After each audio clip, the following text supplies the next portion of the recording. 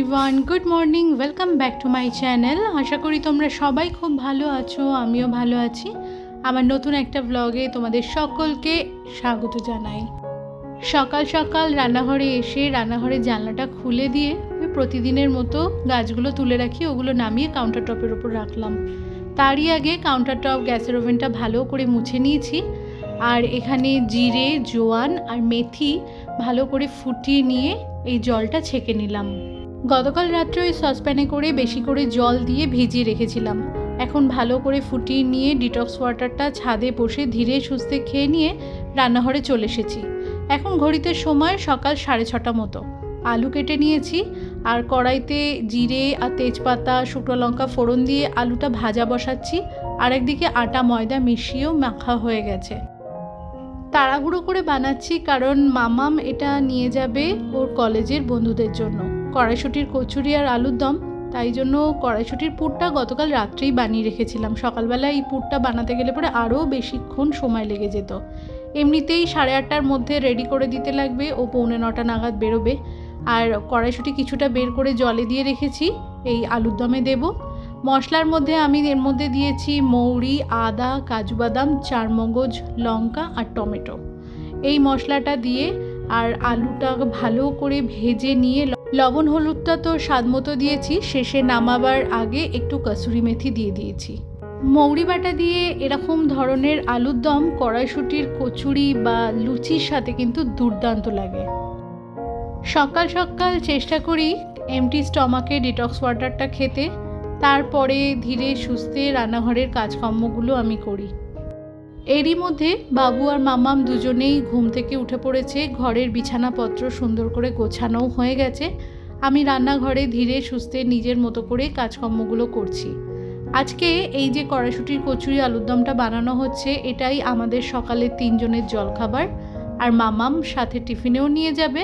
প্রথমে ভেবেছিলাম আগের দিনকে রাত্রিবেলাতে আলুর দমটা করে রেখে দিই, তাহলে সকালে আর সংসারের সমস্ত বাসি কাজকর্ম সেরে পুজো সেরে অতটা তাড়াহুড়ো লাগবে না। তারপরে ভাবলাম সকালবেলাতে তো গরম করে ফুটিয়ে দিলে পরেও খেতে খেতে সেই দুপুর 2টো, কারণ 2টোর সময় ওদের টিফিনটা হয়। সেই সময় ঢাকা চাপা অবস্থাতে থাকবে, যদি খারাপ হয়ে যায় তাহলে ছেলে মেয়েগুলো আর খেতেই পারবে না। সে কারণে সকাল সকাল উঠে সবটা বানালাম। শুধু কড়াইশুঁটির যে পুরটা সেটাই গতকালকে বানিয়ে রেখেছিলাম। আজকে অনেকটা ভোরে প্রায় 4:30 নাগাদ ঘুম থেকে উঠেছি, একমাত্র এই 8:30টার মধ্যে এই সমস্ত কিছু রেডি করব বলে। খেতে খুব সুন্দর হয়েছিল। ওরা দুপুরবেলা 2টোর সময় খাবার পরে আমাকে ফোন করে জানিয়েছে, খুব খুশি আর খেতে ভালোও লেগেছে। আমি একটু পাতলা পাতলা করে বেলি, দেখো এখানে বেলছি, ভিতরে কিন্তু সবুজ পুরটা বেশ ভালো মতো দেখা যাচ্ছে।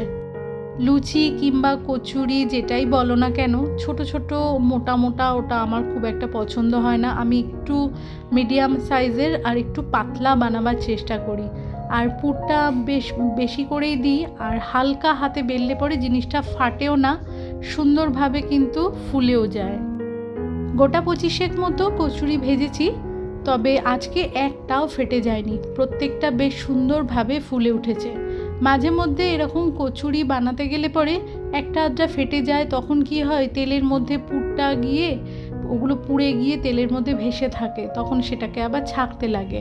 তো আজকে একটাও ফাটেনি আর প্রত্যেকটা সুন্দরভাবে ফুলে ফুলে উঠেছে।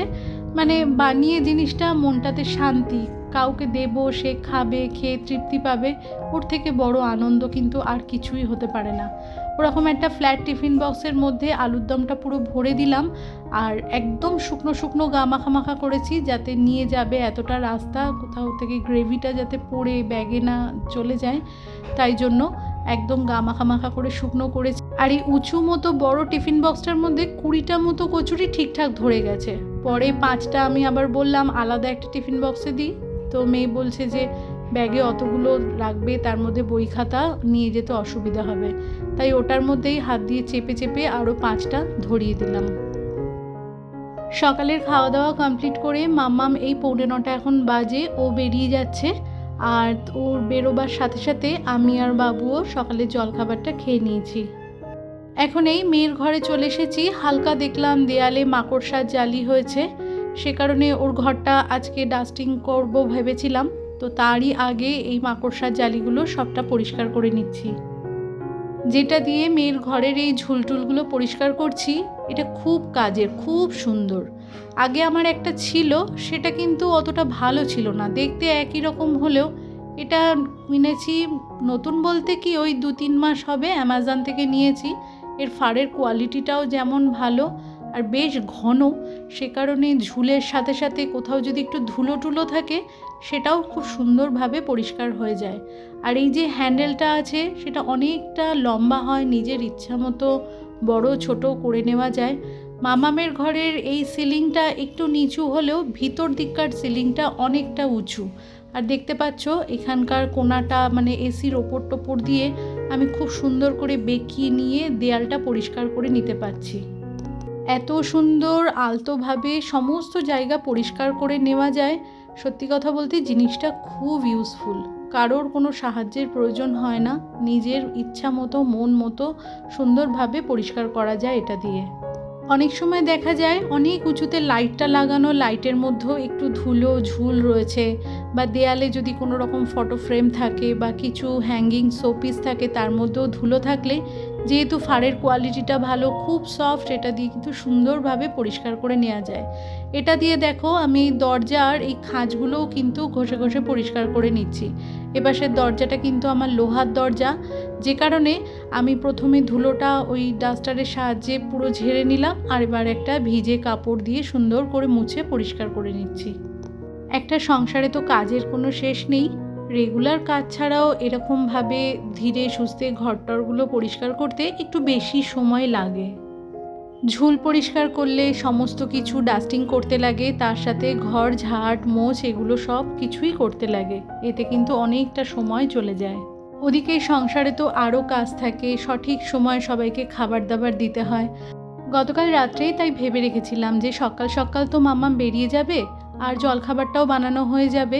সকালের খাবারটা খেয়ে নিয়ে আমি হাতে বেশ কিছুক্ষণ সময় পেয়ে যাব ওর ঘরটা পরিষ্কার করার। আমি ঘরের প্রতিটা কাজ একটা নির্দিষ্ট রুটিন মেনেই করি, তার সাথে এরকম ঘরদোর পরিষ্কার বা অন্যান্য এক্সট্রা কাজ ওই সপ্তাহে বা 15 দিনে ভাগ ভাগ করে নিয়ে করার চেষ্টা করি। সপ্তাহে বা 15 দিনে যে সমস্ত কাজগুলো করি সেটার জন্য একটু বেশি সময় লেগেই যায়। আর আজকে মামামের ঘরটা যখন এরকমভাবে পরিষ্কার করছি, বাবু বাড়িতে ছিল, ওকে বললাম যে দেয়ালে যে ফ্যানটা লাগানো আছে সেটাও একটুখানি পরিষ্কার করে দিতে। মেয়ের ঘরে 2টো ফ্যান আছে, একটা সিলিংয়ে আর একটা এরকম দেয়ালে। দেয়াল ফ্যানটা তো বাবু পরিষ্কার করে দেয়, কিন্তু সিলিং ফ্যানটাও ইলেকট্রিশিয়ানকে ডেকে পরিষ্কার করাতে লাগে, কারণ ওটা ওই ঘরাঞ্চি কিংবা ল্যাডার জাতীয় কিছু জিনিস লাগে, সেটা ছাড়া হয় না। আমার তো ওটা নেই, তাই আমি করতে পারি না। মেয়ের ঘরের সিলিংটা এতটা উঁচুতে, ওই ফ্যানটা ওই নিচে যে ডাস্টারটা রয়েছে সেটা দিয়েও যে পরিষ্কার করব, তাতেও কি হয় ফ্যানের ব্লেডগুলো ঘুরে যায়, ঠিকমতো পরিষ্কার করা সম্ভব হয় না। সব মিলিয়ে আজকে মামামের এই ঘরটা খুব ভালো করে ডিপ ক্লিন করে নিয়েছি। তবে ঠাকুরের ওই বেদির ওদিকটাতে যাই না, ওই দিকটা আলাদাভাবে আমি পরিষ্কার করি। একদিনে বা একবারে সব জায়গাটা ডিপ ক্লিন করতে পারি না। আবার ডিপ ক্লিন করার পরে এই সমস্ত ঘর ঝাড়মোছ করা, বেড কভার চেঞ্জ করা, এটাতে অনেকটা সময় লেগে যায়। সকালের দিকে এই সময়টা কিন্তু একটা বড় ফ্যাক্টর, সে কারণে ওই 15 দিন অন্তর ভাগ ভাগ করে আমি সবটা পরিষ্কার করি। এই সকাল সকাল এরকমভাবে পরিষ্কার করে নিয়ে পরে ঘরদোর পরিষ্কার করে শান্তি মনে রান্নাঘরের কাজগুলো করা যায়। আর এই তো এখন 9:45 মতো বাজে, এবারেই রান্নাঘরে যাব। ছোটোবেলায় দেখেছি যে মারা বছরে 2 থেকে 3 বার ঘরদোর ডিপ ক্লিন করতো, এখন আর তার জন্য কেউ অপেক্ষা করে না। ঘরে কোথাও একটু ধুলো ময়লা হলে সাথে সাথে ডিপ ক্লিন করে নেওয়া হয়। আর ধুলো ময়লা বেশি থাকলে অসুখ বিসুখটাও বাড়বে, তার সাথে সাথে পরিবারের সকলের মধ্যে একটা নেগেটিভিটিও কাজ করে ঘরদোর যদি অপরিষ্কার থাকে। রান্নাঘরে এসে চালটা ধুয়ে নিয়ে চাল ধোয়া জল এখানেই ট্যাঙ্কির ওপরে গাছে এখানে দিয়ে দিচ্ছি। আর দুপুরের রান্নার জন্য আজকে ওই মাছ বের করে রেখেছি, একটু মাছের ঝোল হবে। তো বন্ধুরা, আজকের ব্লগটা এখানেই শেষ করছি। তোমরা ভালো থেকো, সুস্থ থেকো, দেখা হচ্ছে নেক্সট ব্লগে। ততক্ষণের জন্য টাটা।